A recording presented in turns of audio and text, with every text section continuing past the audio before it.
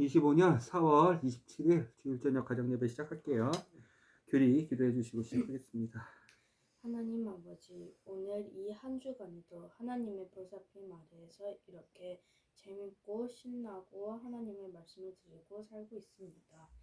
이때 하나님의 말씀이 우리에게 감명 깊이 와서 하나님에 대한 마음, 사랑이 더 오게 해주시고 하나님이 우리를 얼마나 사랑하시는지 우리가 더 깨닫게 해주세요. 이 자리에서 하나님의 말씀을 듣고 하나님의 사랑을 우리가 깨닫게 될 텐데 그때도 하나님이 우리 옆에 있어서 우리를 더 귀하게 보살펴 주세요. 예수님의 이름으로 기도드립니다. 네, 감사합니다. 중동부 소년부 주일 예배 말씀 본문 말씀 알려주세요. 저는 오늘 민수기 35장 11절 했습니다. 저는 시편 88장 12절부터 14절 했습니다. 어떤 거 해볼까요? 시편 88장.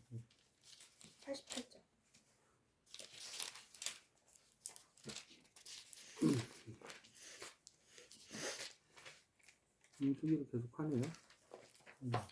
민수기. 그리고요 시편이요. 시편 몇 편이요? 시편 88. 88편.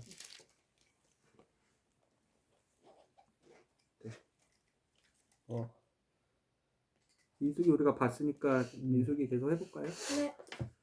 네, 그럼 시편 88편에 나타나신 우리 주 예수 그리스도의 복음에 대해서 하나님의 나라, 하나님의 왕국, 하늘나라, 천국, 주의 나라, 주님의 나라 관점으로 복음 알려주세요. 이 구절은 고난에 대해 말하고 있는 것 같습니다. 왜냐하면 14절에 읽어보겠습니다. 그러나 어찌하여 여호와께서는 이것을 마다하시나요? 어찌하여 이것을 보시지도 않고 외면하시나요? 14절에 마다하고 보지 않고 외면한다는 낱말들이 고난처럼 느껴졌습니다. 왜냐하면 여기에서 그러나 어찌하여 여호와께서 누구 말고 여호와께서 이것을 마다하고 어찌하여 이것을 보지 않고 외면한다는 말이 저는 이것이 고난처럼 느껴졌습니다. 여기에서의 하나님의 나라는 시편 기자가 죽음의 문턱에서 하나님께 이제 기도하는 거거든요. 여기서 하나님의 나라는 죽음의 문턱에서 하나님의 나라를 간절히 찾고 있다고 저는 생각을 했습니다. 시편 기자가. 그리고 예수님은 시편 기자가 느끼는 바로 그 고통 속에 함께 계신다고 생각을 했습니다.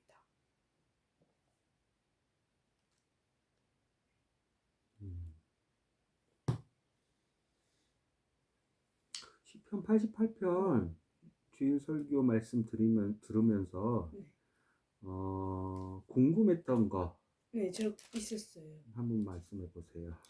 14절에서 그러나 어찌하여 여호와께서는 이것을 마다하시나요? 어찌하여서 이것을 보시지 않고 외면하시나요? 우리가 생각하는 여호와는 자기의 아들을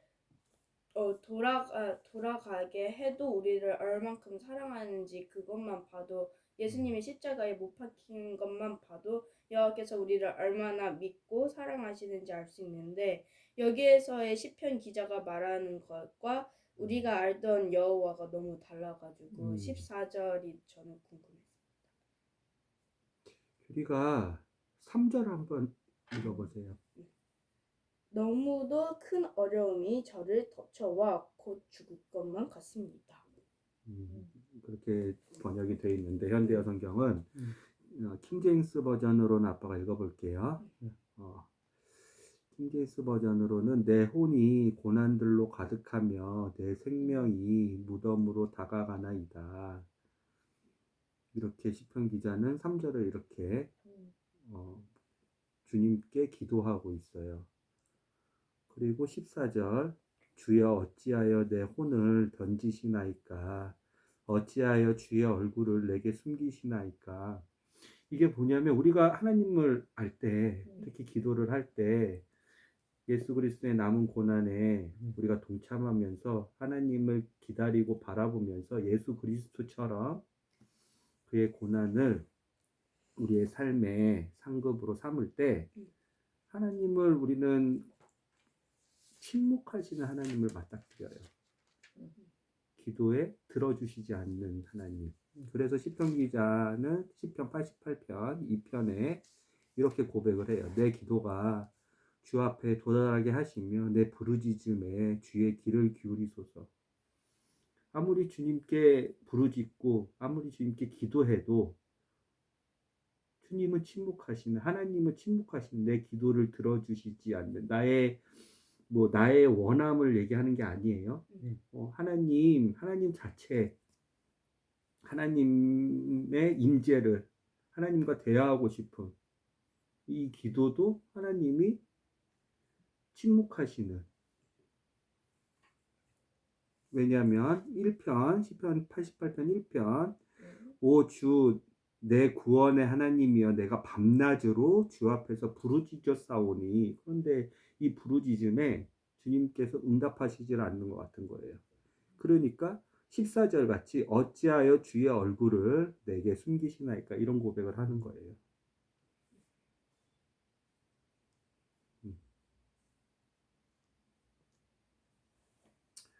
우리는 이럴 때 어떻게 해야 돼요? 침묵하시는 하나님이 분명히 계시거든요.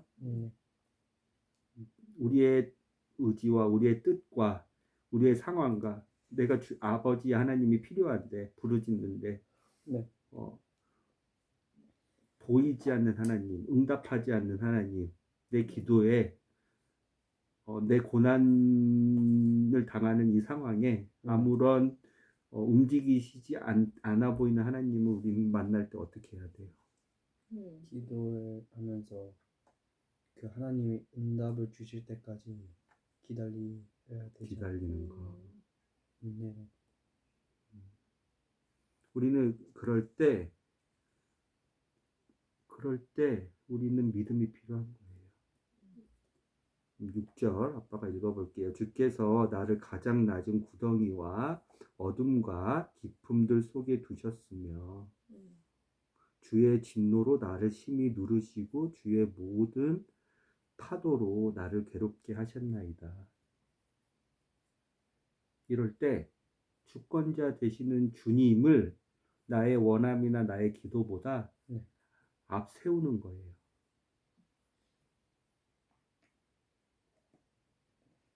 알겠죠?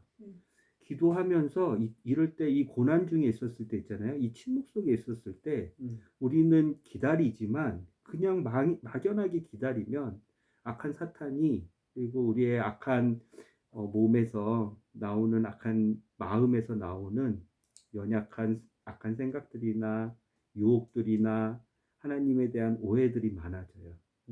그래서 그냥 기다리지 말고 믿음이 필요했다 그랬잖아요. 믿음으로 우리는 주의 말씀으로 돌아가야 돼요. 오늘 시편 1편을 한번 엄마가 읽어주세요. 88편 1. 네, 88편 1절. 여호와 주님만이 이 몸을 건져주시는 분이지요. 낮에도 주께 부르짖으며 밤에도 주님 앞에 나아가 울부짖사오니. 건져주신 하나님, 여기는 구원의 하나님이라 그러거든요. 이 구원에 대해서 아빠가 잠깐만 말씀을 드릴게요. 이 구원에 대해서.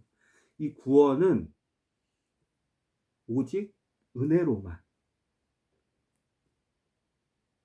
오직 믿음으로만, 오직 선물로만, 오직 들음으로만, 오직 하나님의 말씀으로만 이루어져요.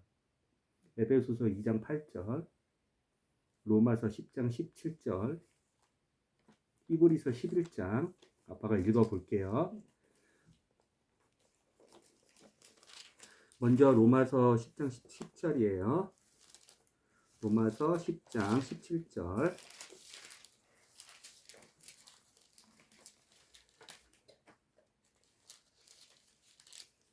그러므로 믿음은 들음에 의해 오며 들음은 하나님의 말씀에 오느니라. 믿음은 들음에 의해 온다. 들음은 하나님의 말씀에 이에 온다 라는 게 다 by예요. by hearing, by faith, by word of God. 제일 처음이 그래서 하나님의 말씀에 의해서 by word of God, 하나님의 말씀, 즉 예수 그리스도고 성경이죠. 네. 생명의 말씀이죠. 우리가 매일 먹어야 되는. 네. 그게 제일 처음이에요. 잘 봐야 돼요, 순서를. by the word of God, 주님의 주의 하나님의 말씀에 의해서 뭐가 오냐면 by hearing, 듣는 게 와요. 그 듣는 게 어디로 가냐면 by faith, 믿음으로 가요. 믿음 자체가 그 원천을 보니까 들음에서 왔는데, 이 들음의 원천을 보니까 말씀에 의해서, 들음에 의해서 믿음이 왔다. 여기까지 이 순서 기억해야 돼요. 그래서 구원이 제일 처음이에요. 구원에 의해서 하나님의 말씀의 시작으로 인해서 들음이 왔고, 그 말씀을 들으니까 믿음이 왔다는 거예요. 순서 기억해요. 말씀 들은 믿음. 그래서 우리가 어디로 가 있냐면 에베소서 2장 8절.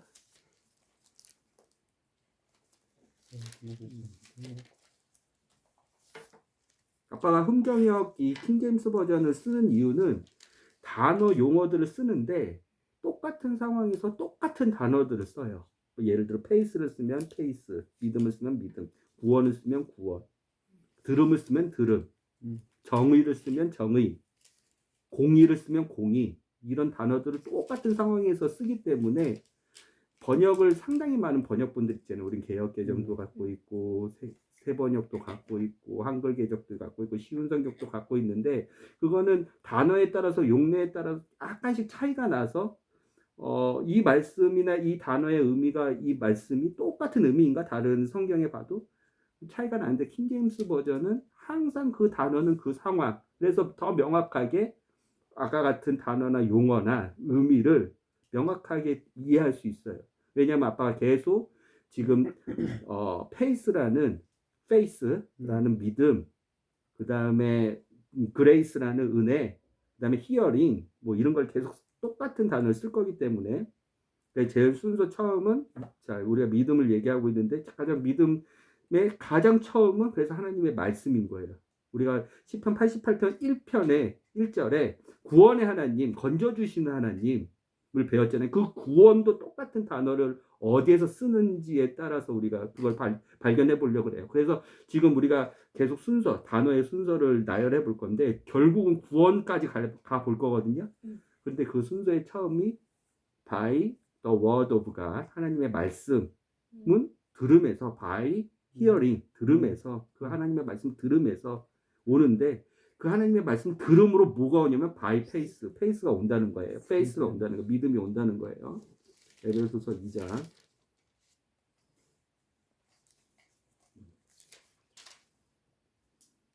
8절.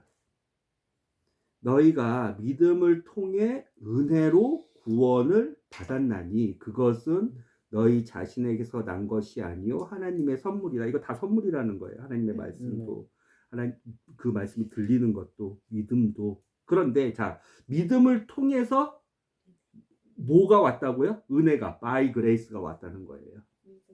by grace are you saved through faith예요. 이게 뭐냐면, 자, 아까 얘기했던 하나님의 말씀에 의해서 들음이 나고, 들음에 의해서 믿음이 생기고, 믿음이 생기는 것이 뭐로 가냐면 그레이스로 간다. 은혜로 간다는 거예요. 그 믿음이 생겼는데, 그 믿음은 은혜에 의해서 생기는 거야. 믿음은 이해가 됐죠? 네. 그 은혜는 by grace are you saved. 네가 구원을 받은 그 은혜는 믿음을 통해서, 믿음으로 by grace로 왔다는 거예요. 순서가 다시 하나님의 말씀 제일 처음이죠. 우리가 그때 회개를 보는 것도 하나님의 말씀이라 그랬고, 그렇죠. 세례를 받는 첫 시작점도 하나님의 말씀이라 그랬고, 사람이 돌이키는 것 다 하나님의 말씀으로부터 시작했던 그 은혜라 그랬죠. 근데 자, 우리가 순서를 보니까 다 이게 어디로 가요? 선물로 가요. 선물로. 그렇죠. 네. by the word of God 하나님의 말씀 네. by hearing 그렇죠. 듣고 그게 어디서부터 by faith 미- 그게 또 어디로 가냐? by grace 그렇죠. 은혜로 가는 거죠. 근데 그게 어디로 가요? by salvation 구원으로 가는 거예요. 그 순서가.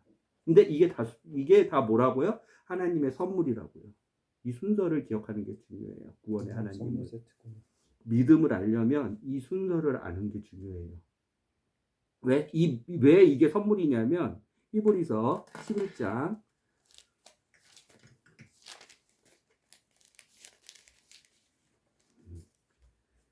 6절 이 믿음만이 그때도 아빠가 믿음 알려주면서 얘기했지만 이 믿음만이 온 지구상의 모든 어떤 존재 그 다음에 정의 어떤 단어 어떤 창조물 피조물 모든 다 이름이 있죠. 그것마다 다 정의라고 해서 다 이름이 있죠. 이름이 붙은 모든 어떤 것들 중에 이 믿음만이 하나님을 기쁘시게 할 수 있기 때문이에요. 히브리서 11장 6절을 읽어볼게요. 그러나 믿음 없이는 하나님을 기쁘시게 할 수 없나니는 믿음만이 하나님을 기쁘시게 할 수 있다. 라는 거예요. 이 선물로 받은 이 믿음을 통해서 은혜로 구원을 받는 거예요. 뭔 말인지 알겠어요? 자, 내가 이제 하나님의 말씀이 이제 여기까지 왔으면 이제 아빠 설명을 해볼게요. 히브리서 88장 1절 구원의 하나님. 왜 우리는 침묵하시는 하나님 때 기다려야 되는 거 맞는데 영주처럼 왜 하나님의 말씀으로 시작점을 삼아서 기다려야 되는지 아빠가 설명을 해볼게요. 자, 제일 처음은 by the word of God이에요. 하나님의 말씀에 의해서 들음이 생겨요. 이게 무슨 말이냐면 하나님의 말씀이 있어도 들리지 않는 사람이 있어요. 이사야서 6장을 보면 사도행전 28장을 보면 아빠 사도행전 28장 읽어줄게요.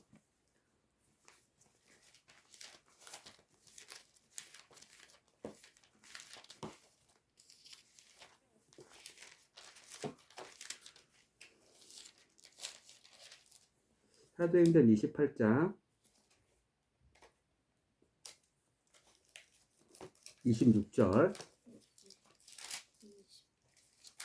이거는 바울이 복음을 전파했는데 즉 하나님의 말씀을 전파했는데 바이 히어링 단계로 넘어가야 돼요. 하나님의 선물을 받은 사람들 이거 하나님의 말씀도 선물이고 바이 히어링 들음도 선물이고 알겠죠? 바이 페이스 믿음이 그래서 생기는 것도 선물이고 그 다음에 바이 그레이스 은혜를 받는 것도 선물이고 바이 그래서 to salvation 구원으로 가는 거 이것도 다 선물이라는 거예요. 근데 제일 첫 번째 단계 by faith by the word of God 하나님의 말씀을 바울이 전했는데 로마에서 그것도 유대인의 장로들한테 전했는데 그 사람들 일부 중에 그 말씀을 받아들이지 않고 그냥 떠나간 사람이 있어요. 그 말씀을 그냥 우습게 여기고 내 생각하고 내가 아는 지식하고는 다르네. 구원의 방식이 내가 아는 것은 하나님이 모세에게 율법을 주셨고 그 율법을 준수하고 할례를 받아서 그 율법대로 살면 하나님이 기뻐하셔서 구원을 받는 줄 알았는데 다르네 하면서 떠나간 사람들이 있어요. 그러면서 바울이 이사야서 6장 9절 말씀을 인용하면서 이렇게 얘기한 거예요. 아빠 읽어볼게요. 이르시되 이 백성에게 가서 말하기를 너희가 듣기는 들어도 깨닫지 못한다. 선물로 못 받은 거야. 하나님의 말씀이 임했는데 by the word of God 하나님의 말씀에 의해서 들음이 생겼는데 그 들음에서 하나님이 선물을 줬는데 그 선물을 선물인지 모르고 사람이 갖고 있는 그 혼의 자유의지를 가지고 선택하지 않은 거야. 지금 뭔 얘기를 하냐면 침묵 속에 하나님께 기도했어. 율법의 의식대로 기도하고 하나님을 잘 믿는 유대인의 할아버지의 가르침과 아버지의 가르침대로 일주일에 3번 금식으로 기도하고 아침, 저녁, 점심에 기도하고 하나님 이 고난 중에 하나님을 바라보면서 기도하고 생활 속에서 하나님과 날마다 하나님이 어떻게 듣는지 모르지만 하나님께 기도했는데 이 고난이나 이 내가 기도하는 게 내 원함대로 혹은 그 고난의 상황이 없어지자고 혹은 하나님이 내 기도를 사울 왕이 기도한 것처럼 안 듣는 것 같아. 이런 상황이 왔어요. 그러면 어떻게 되는 거예요? 하나님의 말씀을 했는데 말씀을 또 들었는데 그게 들리지가 않는 거예요. 그 말씀이. 그렇죠. 하나님이 막아버렸어.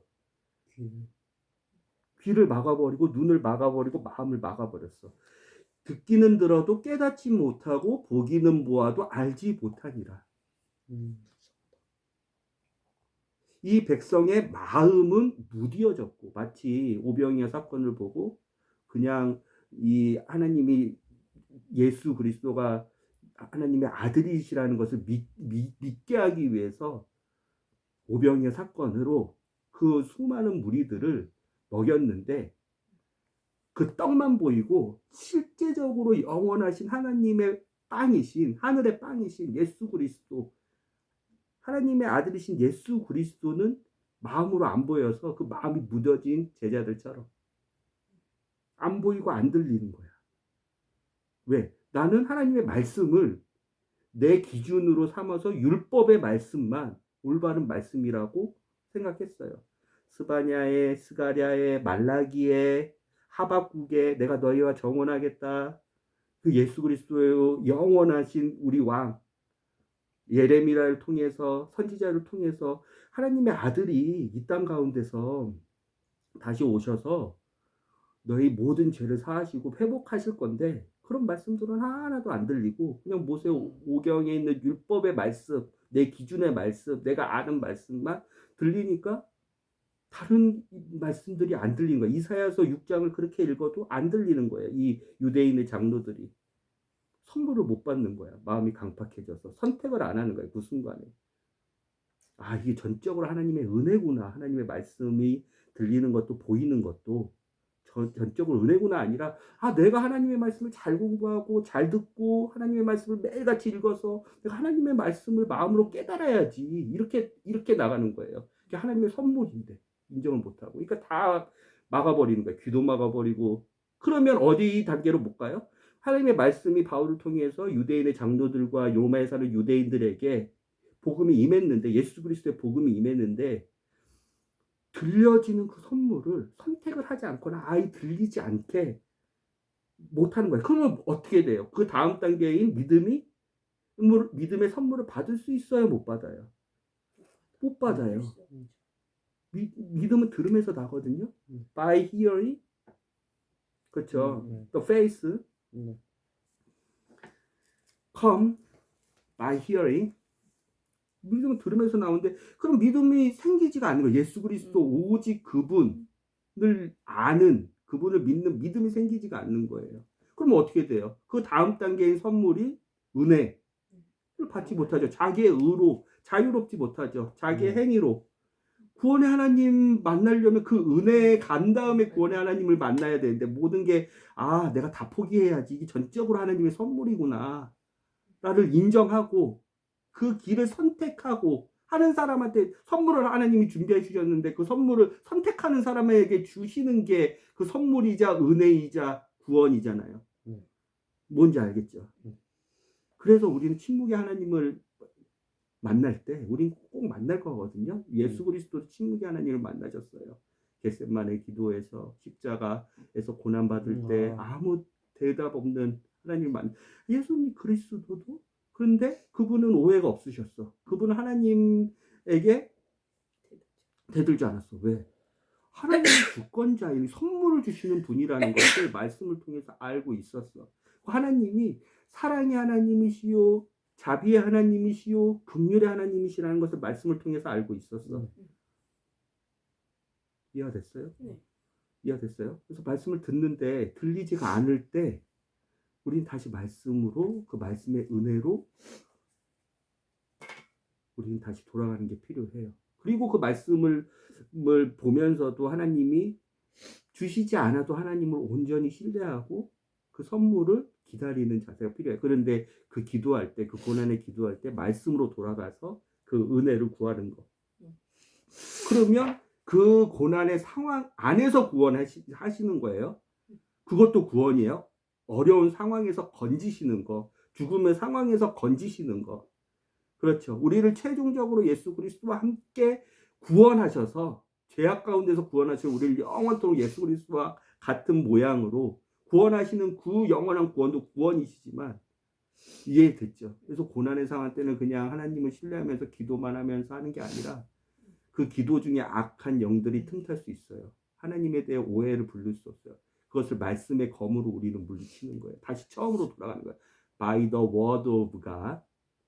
그러면 하나님이 들려주시는 선물, 들려주시면 by hearing, by faith. 믿음이 생기는 거예요. 내 믿음이 아니에요. 그래서 그거는 예수 그리스도가 만들어 놓으시고 예수 그리스도가 완성하신 예수 그리스도의 믿음을 우리에게 주시는 거예요. 말씀이 예수 그리스도이기 때문에 그 말씀을 믿어지는 게 예수 그리스도인 거예요. 우리의 믿음을 하나님은 어여쁘게 보세요. 이쁘게 보세요.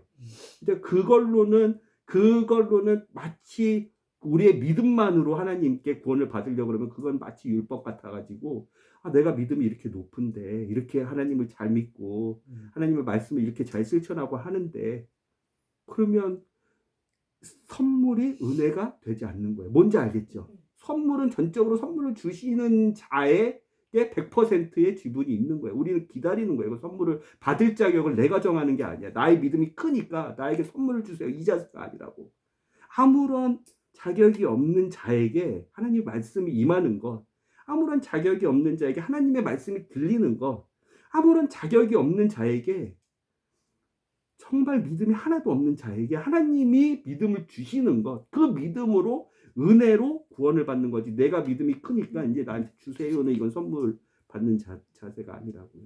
구원은 그 순서대로인 거예요. 그래서 우리가 중간 단계인 믿음에 대해서 추상적으로 많이 생각하는데 그 믿음은 결국은 하나님의 말씀에 의해서 시작되는 거예요. 이런 선물을 있었을 때는 이 구원의 하나님, 시편 88편 1절에 건지시는 구원하시는 하나님을 우리는 상황 속에서나 우리는 영원토록이나 우리는 그 하나님을 알 수 있는 거예요.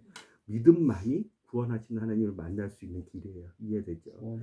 선물을 주시는 분의 선물 주심을 인정하는 겸손한 자세만이 그 선물을 받는 사람으로 우리가 될 수 있는 거예요.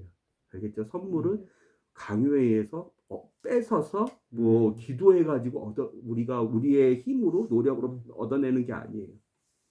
이해가 됐죠?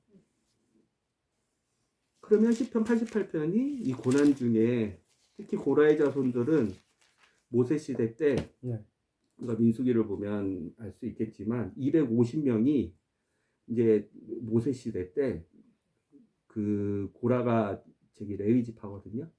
근데 모세하고 아론을 대적해서 40년 38년 광야 생활을 계속 도니까 에돔 세일 산지로 해가지고 그 거기를 계속 돌고 들어가지도 못하고 하니까 야 모세 아론 너네한테만 하나님이 말씀하셨어? 레위 지파 나한테도 하나님이 말씀하셨어. 그래서 고라하고 다단하고 아비람인가 이 세 명이 250명의 그 리더들하고 같이 모세를 반역해요. 그런데 긍휼이 풍성하신 하나님이 다 모아. 그러면 모세가 다음날 기도하고 나서 하나님이 누구의 하나님이신지 하나님이 선택하실 거니까 다 모아. 그래서 그 250명 고라 뭐 다단 해가지고 아비람 이렇게 해서 다 모으고 그다음에 모세 이렇게 모아서 온 회중 앞에서 하나님이 심판을 하세요. 그 250명의 리더들을 다 징계하세요. 죽이세요. 모세하고 아론의 하나님이신 걸 보여주세요. 그런데 그 자손들 그 텐트 안에서 지진이 생겼거든요. 그 지진으로 그 고라와 따르던 250명의 그 리더들과 상당히 250명이 상당한 큰 규모의 리더들이죠. 모세가 되게 심적으로 부담을 많이 느꼈어요. 진짜 나를 죽이고 나를 돌로 쳐 죽이고 다른 리더를 삼아 다시 애굽으로 돌아가겠구나 이렇게 해가지고 그럼 누구의 하나님인지 다음날 음. 너네들 다 모여 음. 했는데 긍휼이 풍성하신 하나님이 고라만 죽이시고 그 리더들만 죽이시고 그 자손들은 남겨두세요. 백성들. 그 남은 자손들이 쓴 시편이 88편인 거예요. 근데 당장 쓴 게 아니라 그 자손들이요. 그 개에서 나온 고라하고 그 자손들이 다 한 곳에 뭉쳐 있었거든요. 민수기를 보면. 그런데 그 자손까지 멸살시켰으면 이 시편을 쓸 수가 없었죠. 고라의 자손들. 근데 긍휼이 풍성하신 하나님은 약속하셨기 때문에 20세 이상 내가 나를 믿지 않는 자들, 군인으로서 믿지 않는 자들만 내가 이 광야에서 죽이고 다음 세대는 하나님의 언약의 말씀으로 다음 세대는 가나안 땅으로 들여보내 줄게 해서 그 고라하고 그 리더들 그 당시에 모세를 대적하고 아론에게 원망했던 그 리더들만 죽이시고 그 풍성하신 하나님께서는 그 자녀들을 살려두세요. 그래서 아버지의 죄로 자식을 심판하지 않으신다. 라는 그 율법의 말씀을 하나님은 꼭 지키세요. 사람들은 다 안 지켰는데.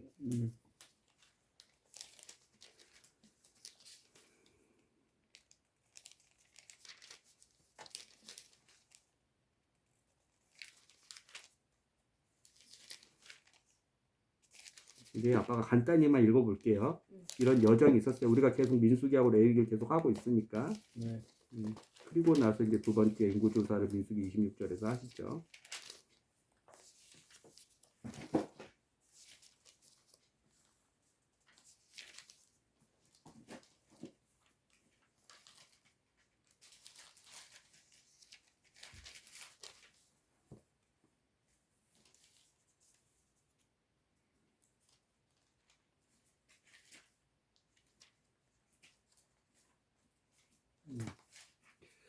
민수기 16장.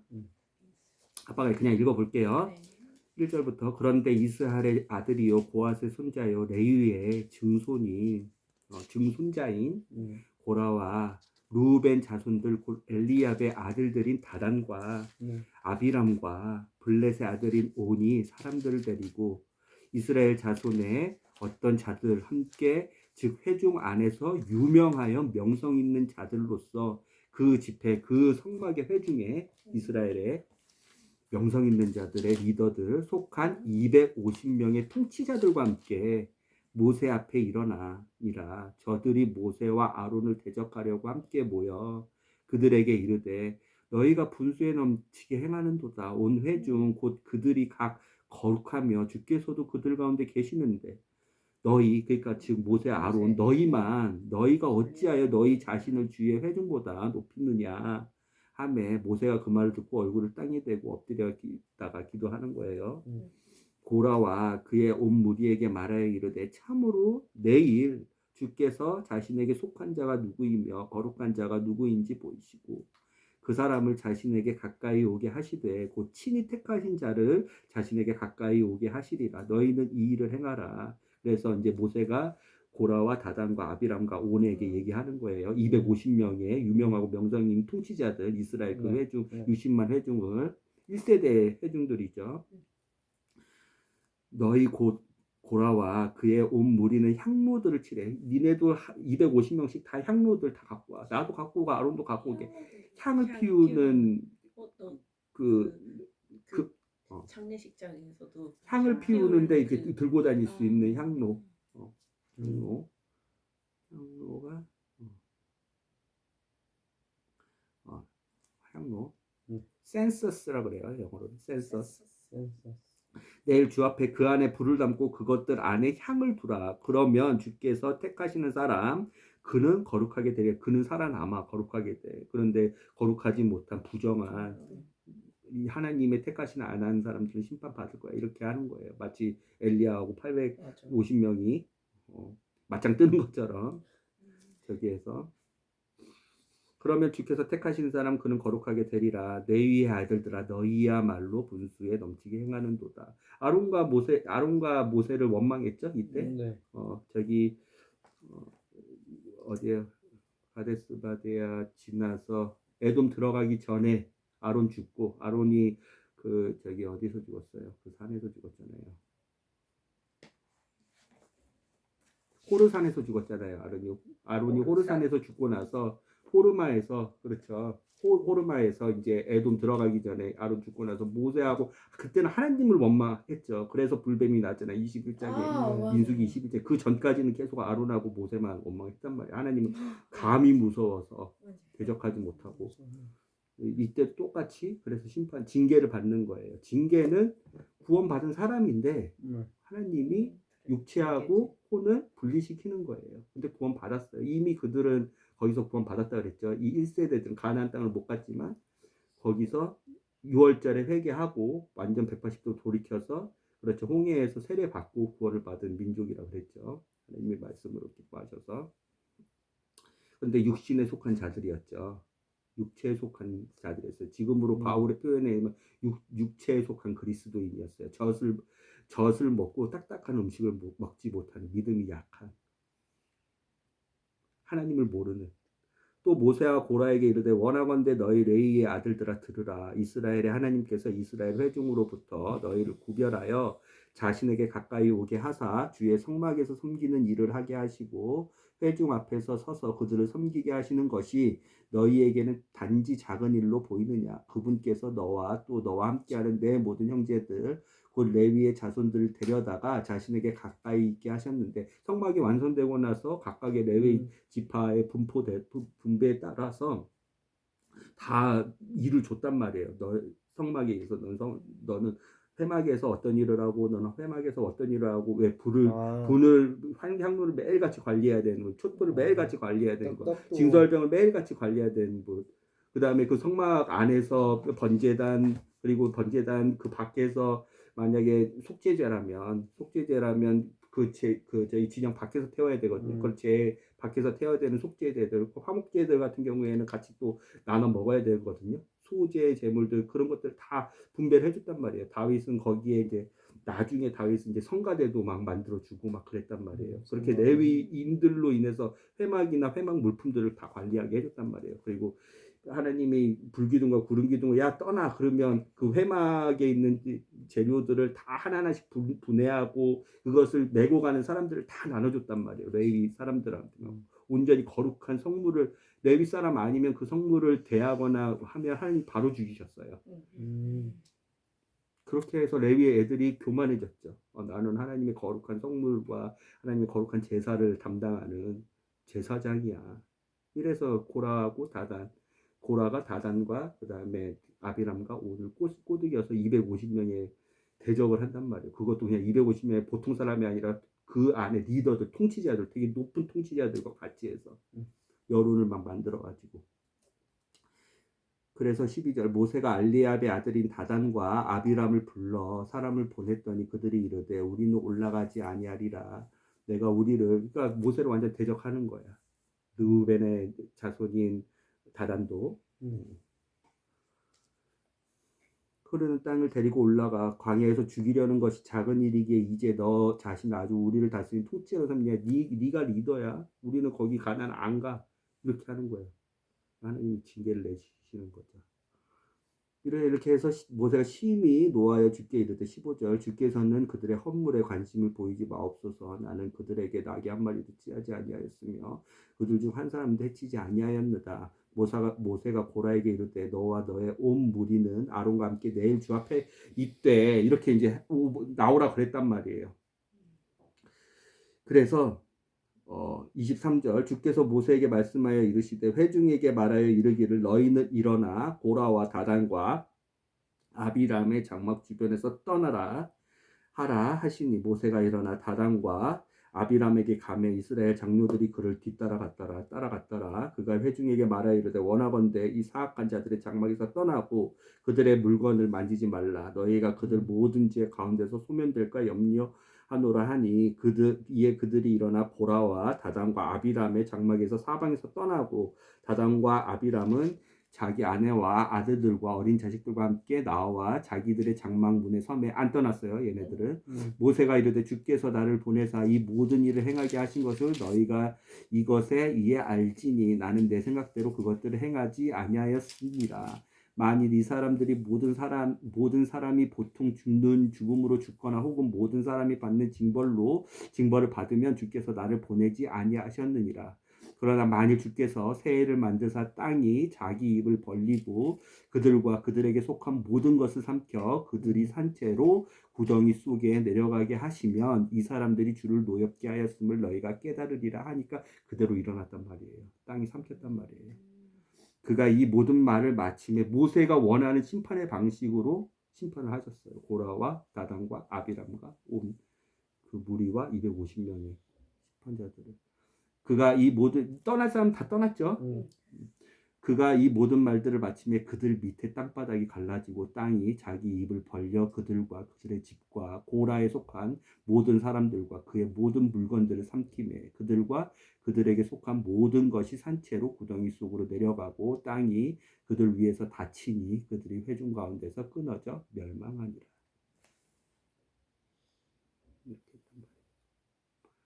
그리고 나서 250명들 고라는 그렇게 고라와 아비람과 다단 그 주변에 떠나지 않았던 애들은 모세가 원하는 방식으로 하나님 징벌하셨고 그리고 35절 그들 주위에 있던 온 이스라엘이 그들에게 부르짖음을 듣고 도망하였으니 이는 그 사람들이 이르기를 땅이 우리도 삼킬까 염려하노라 하였기 때문이더라. 주로부터 불이 나와 향을 들인 250명을 태워버렸어요. 그 250명의 리더들 명성 있고 유망하고 목소리 크고 리더십 있고 60만 명을 통솔했던 그들도 태워버렸어요. 살라버리. 이 죄인들의 향로들이 그들의 혼을 대적하였으니 사람들이 그것을 취해 제단덮게 쓸 판들을 만들게 하라. 그 고라의 무리들 중에 떠난 무리들이 있단 말이에요. 자손들이 그 고라의 자손들이 이 시편을 지었단 말이에요. 고라의 아들들. 그죠? 오늘 몇 절이죠? 민수기? 이거는 우리가 간단히 읽고 도피성 관련되어 있는 것 같은데. 네, 맞아요. 간단히 읽고 도피성이죠. 레위 지파에게 주신 36성과 마지막 네 성읍. 네. 맞나요? 그 네. 성읍 중에 그 구별되어 있는 사람이 부지간에 그렇죠.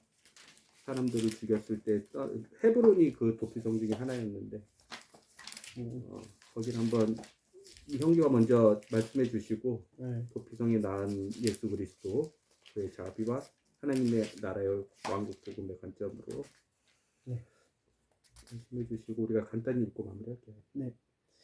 저는 오늘 48성읍 오늘의 말씀에서 기회를 주시는 하나님을 뵙습니다. 오늘 말씀에서는 하나님께서 모세에게 도피성을 꼭 지으시라고 하셨습니다. 그 이유는 여기 읽어보면 11장 그래서 실수로 사람을 죽였을 경우 그가 그 성읍으로 도망쳐 몸을 피하게 하여라 라고 이렇게 하나님께서 제 생각에는 우리에게 기회를 한 번 더 주시는 건가 생각을 해봤습니다. 왜냐하면 30절에 이렇게 나와 있거든요. 사람을 죽인 자를 재판할 때는 반드시 여러 증인의 말을 들어보고 판결을 해야 한다. 이 말씀 자체가 우리에게 한 번의 기회를 더 주신다는 것처럼 보였기 때문입니다. 하나님의 나라는 기회를 주시는 하나님이라고 생각을 했고 예수님은 도피성이라고 생각을 했습니다. 피할 곳을 마련하시는 예수 그리스도죠. 네. 6성읍 읽어볼게요. 도피성 얘기 읽어보고 우리가 오늘은 마무리하겠습니다. 네, 읽어주세요. 8절씩. 네. 이스라엘 백성이 여리고 맞은편 요단 강가에 있는 모압 평원에서 진을 치고 있을 때 여호와께서 모세에게 말씀하셨다. 너는 이스라엘 백성에게 각 지파가 몫으로 받아 차지한 땅 가운데에서 레위인들이 살아갈 성읍과 그에 달린 목초지를 떼어주라고 일러라. 여기 있네요. 몫으로. 그렇죠. 못으로가 아니라 몫으로죠. 여기 접혀 있어. 네. 이해되죠? 네. 그 성읍은 그들이 살 곳으로 주변 목초지는 그들의 가축을 떼를 기르는 곳으로 삼게 하여라. 너희가 레인들에게 떼어줄 성읍에 함께 딸려갈 목초지는 성읍 중심으로 성벽에서 사방으로 약 900m에 이르는 땅이다.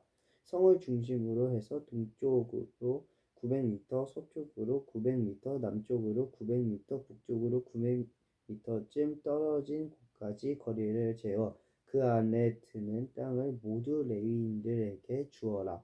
또한 사람을 실수로 죽인 사람이 몸을 피할 도피성도 레위인들에게 줄 성읍 가운데 들어가야 한다. 도피성은 6곳을 마련해 두어야 하며 그 밖에도 레위인들이 살 성읍 42곳을 나누어 주어라. 따라서 모두 48성읍과 각 성읍에 딸려있는 목초지를 레위인들에게 떼어 주어라. 넓은 땅을 나누어 받은 지파는 많이, 좁은 땅을 나누어 받은 지파는 적게 떼어 주도록 하여라. 여호와께서 모세에게 이르셨다. 너는 이스라엘 백성에게 일러 주어라. 너희가 요단강을 건너 가나안 땅에 발을 내디디거든 도피성을 꼭 지정하여라. 그래서 실수로 사람을 죽였을 경우 그가 그 성읍으로 도망쳐 몸을 피하게 하여라. 실수로 사람을 죽인 그 사람이 회중 앞에서 재판을 받을 때까지 그 성으로 몸을 피하여 복수하려는 피부치가 무조건 그를 죽이지 못하게 하여라. 레위들에게 떼어줄 성읍 가운데에서 6성읍을 도피성으로 삼아 세 성읍을 요단강을 중심으로 동쪽에 또 세 성읍을 서쪽인 가나안 땅에 두도록 하여라. 이 6 도피성은 너희 이스라엘 회중 식구들이든 또는 잠시 동안 너희에게 몸붙여 사는 이방인이든 이방인이면서 너희와 늘 함께 사는 사람이든 지간에 실수로 사람을 죽였을 경우에 몸을 피하여 도망할 수 있는 곳이다. 쇠로 만든 연장으로 사람을 쳐 죽였으면 일부러 사람을 죽인 것이므로 그는 살인범이다. 따라서 그 살인범은 반드시 죽여야 한다. 또 사람을 죽일 수 있을 만한 돌로 쳐 죽였으면 일부러 사람을 죽인 것이므로 그는 살인범이다. 따라서 그 살인범은 반드시 죽여야 한다. 또한 사람을 죽일 수 있을 만한 나무 연장으로 사람을 쳐 죽였으면 그는 살인범이다. 따라서 그 살인범은 반드시 죽여야 한다. 죽은 사람의 가장 가까운 혈육이 그 살인범을 죽여야 할 책임이 있다. 그 피부치는 살인범을 만나거든 죽여라. 어떤 사람이 누구를 미워하여 밀어 넘어뜨려 죽였거나 틈을 엿보다가 그에게 무엇을 던져 죽였거나 또는 나쁜 마음을 먹고 주먹을 휘둘러 죽였다면 그 사람도 마찬가지로 죽여야 한다. 그 사람은 살인범이기 때문이다. 죽은 사람의 가장 가까운 혈육이 그를 죽일 책임이 있다. 그 혈육은 살인범을 만나거든 죽여라.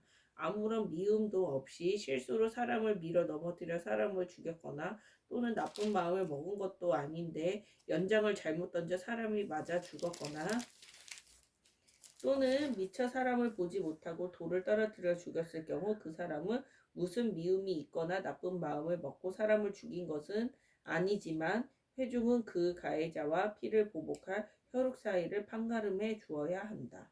그리고 죽은 사람의 가장 가까운 혈육이 그를 죽이지 못하도록 그를 그가 피신해 있던 도피성으로 돌려보내야 한다. 그 사람은 당시의 대제사장이 죽을 때까지 그곳에서 살아야 한다. 하지만 사람을 죽인 그가 대제사장이 죽기 이전에 도피성 밖으로 나갔을 경우 죽은 사람의 혈육이 그를 만나 죽였다면 죽인 사람은 살인죄를 쓰지 않는다.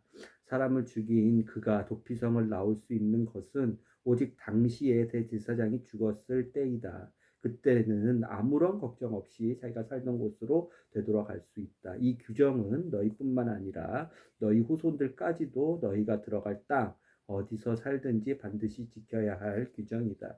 사람을 죽인 자를 재판할 때는 반드시 여러 증인의 말을 들어보고 판결을 해야 한다. 증인이 한 사람밖에 없을 경우에는 그 살인범에게 사형 판결을 내리지 못한다. 살인죄에 해당된다고 판결을 받은 사람은 반드시 죽여야 한다.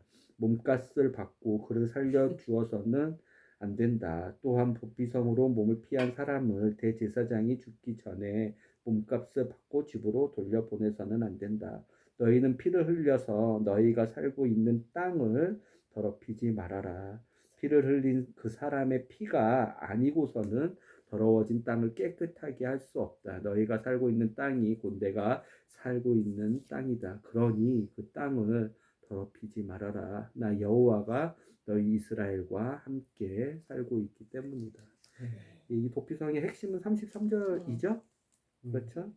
그 피 흘린 사람의 피가 아니고는 이미 죽은 사람의 피를 더러운 것에서 정결하게 할 수 있는 하나님의 법칙이 없는 거예요.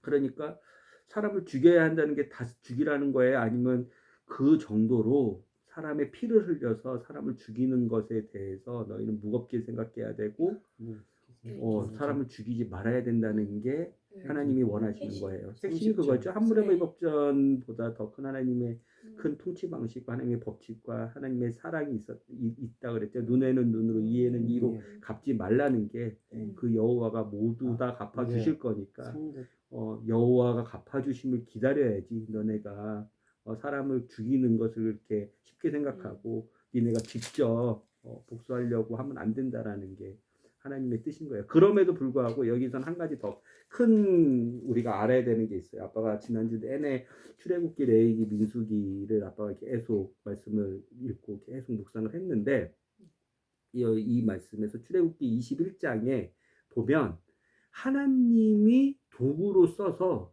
어떤 사람을 통해서 그 사람을 다른 죄를 지은 사람을 심판하시는 하나님의 도구로 사람을 죽이는 그런 게 있어요.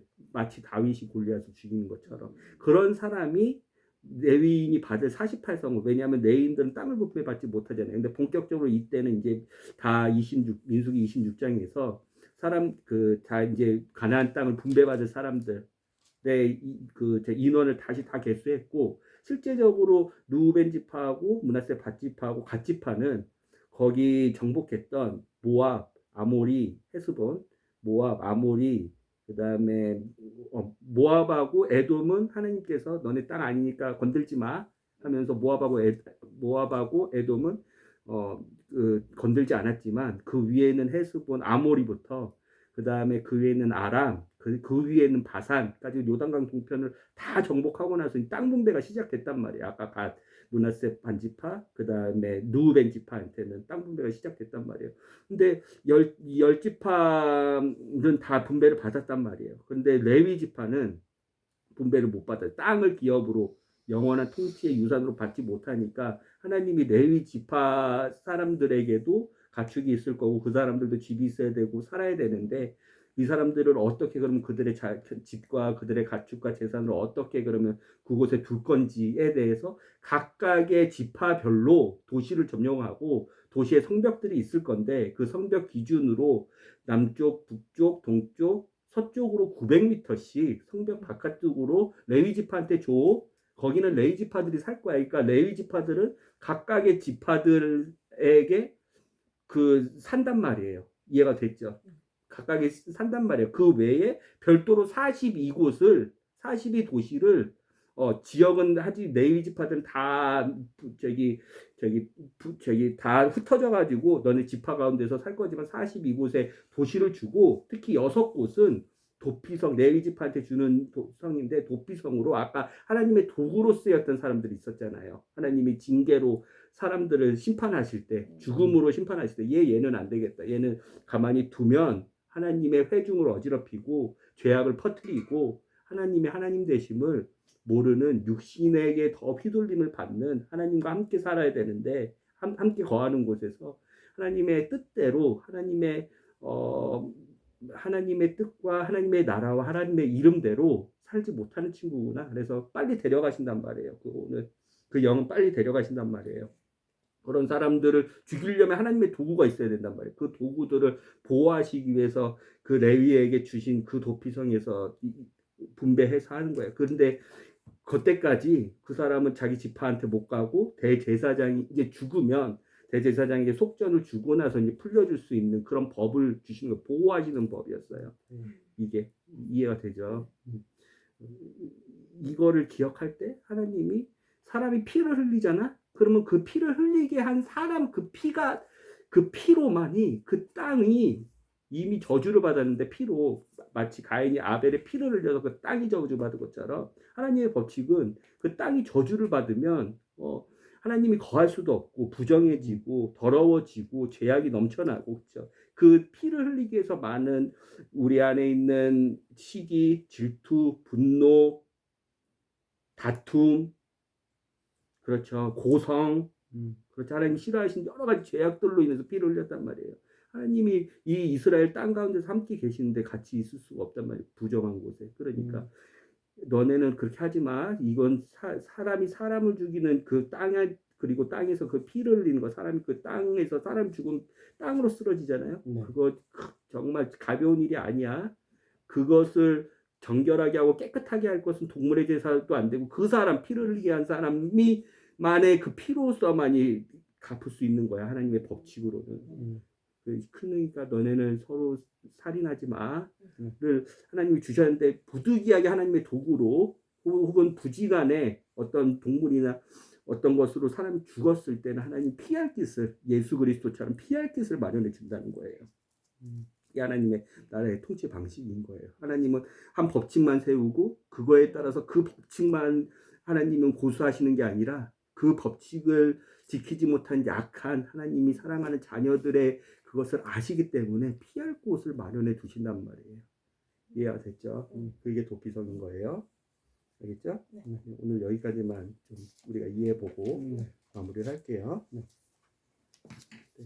기도하고 그럼 마무리하겠습니다. 하나님, 자비로우신 하나님, 긍휼의 하나님, 우리가 오늘 믿음과 선물인 구원에 대해서 또한 피할 길을 마련해 두신 하나님의 경륜과 지혜에 대해서 같이 민수기 말씀과 시편 88편 말씀을 통해서 생각해 봤습니다. 우리는 연약한 존재라서, 우리는 약한 존재라서, 우리는 영원하지 못한 지혜 없는 존재라서 하나님, 우리는 죄를 짓지만 그 죄를 넘어서 그 죄를 이길 방법을 갖고 계신 하나님의 지혜를 찬양합니다. 오늘 우리가 주님의 말씀을 보면서 우리 안은 다른 하나님의 지혜와 하나님의 준비하심과 하나님의 피할 길을 우리에게 알려주심을 감사합니다. 그래서 우리가